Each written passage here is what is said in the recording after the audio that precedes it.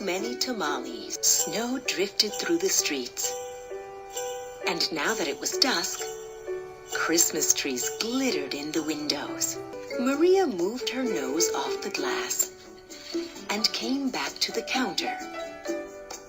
She was acting grown up now, helping her mother make tamales. Their hands were sticky with masa.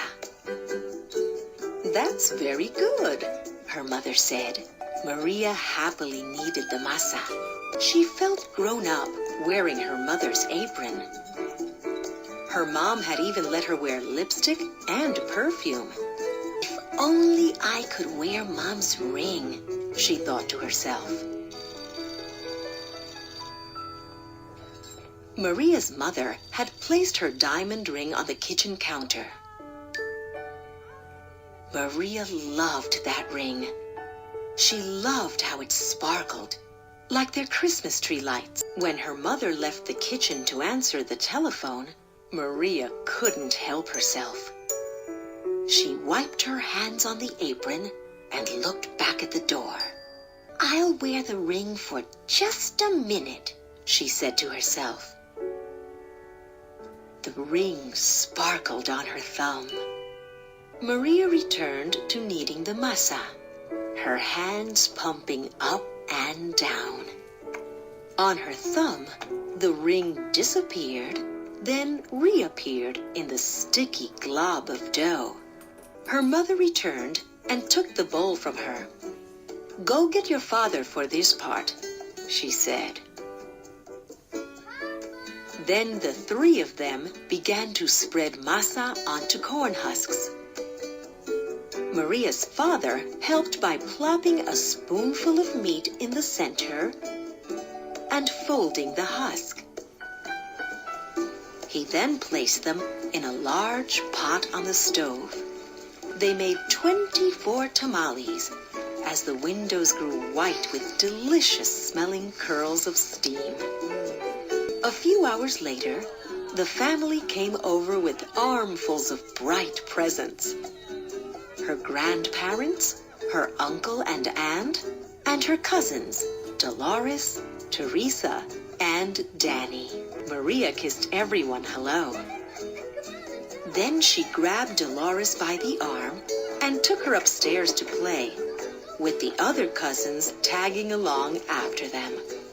They cut out pictures from the newspaper, pictures of toys they were hoping were wrapped and sitting underneath the Christmas tree.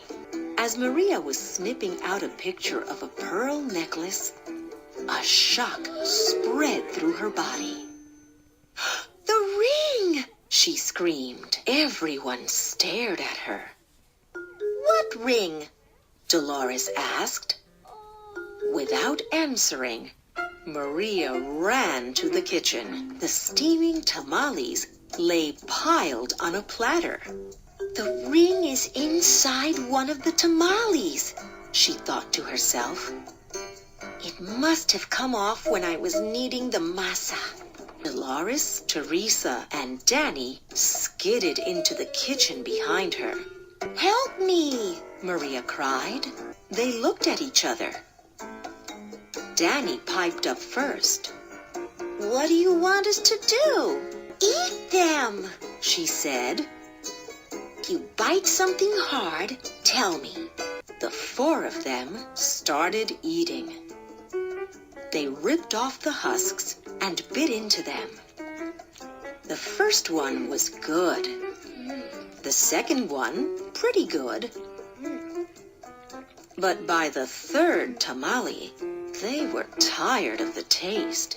"Keep eating," Maria scolded. Corn husks littered the floor. Their stomachs were stretched till they hurt. But the cousins kept eating until only one tamale remained on the plate.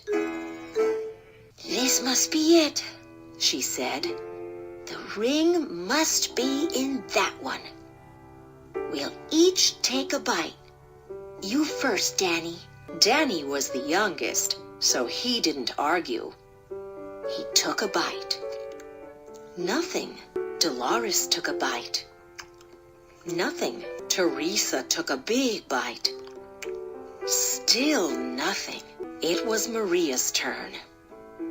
She took a deep breath and slowly, gently bit into the last mouthful of tamale. Nothing. Didn't any of you bite something hard? Maria asked. Danny frowned. I think I swallowed something hard, he said. Swallowed it? Maria cried, her eyes big with worry. She looked inside his mouth. Teresa said, I didn't bite into anything hard, but I think I'm sick. She held her stomach with both hands. Maria didn't dare look into Teresa's mouth. She wanted to throw herself onto the floor and cry. The ring was now in her cousin's throat. Or worse, his belly. How in the world could she tell her mother? But I have to, she thought. She could feel tears pressing to get out as she walked into the living room where the grown-ups sat talking. They chattered so loudly that Maria didn't know how to interrupt. Finally, she tugged on her mother's sleeve. What's the matter? Her mother asked. She took Maria's hand. I did something wrong, Maria sobbed. What? Her mother asked. Maria thought about the beautiful ring that was now sitting inside Danny's belly and got ready to confess. Then she gasped. The ring was on her mother's finger, bright as ever. The ring! Maria nearly screamed. Maria's mother scraped off a flake of dried masa. You were playing with it, she said, smiling gently. I wanted to wear it, Maria said, looking down at the rug. Then she told them all about how they'd eaten the tamales. Her mother moved the ring a little on her finger. It winked a silvery light. Maria looked up, and Aunt Rosa winked at her too. Well, it looks like we all have to cook up another batch of tamales, Rosa said cheerfully.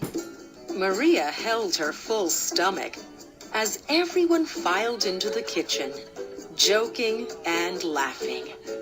At first, she still felt like crying as she kneaded a great bowl of masa next to Aunt Rosa. As she pumped her hands up and down, a leftover tear fell from her eyelashes into the bowl, and for just a second rested on her finger, sparkling like a jewel. Then Rosa nudged her with her elbow and said, Hey, Niña, it's not so bad. Everyone knows that the second batch of tamales always tastes better than the first, right? When Dolores, Teresa, and Danny heard that from the other side of the room, they let off a groan the size of 24 tamales. Then Maria couldn't help herself. She laughed. And pretty soon, everyone else was laughing, including her mother. And when Maria put her hands back into the bowl of masa, the leftover tear was gone.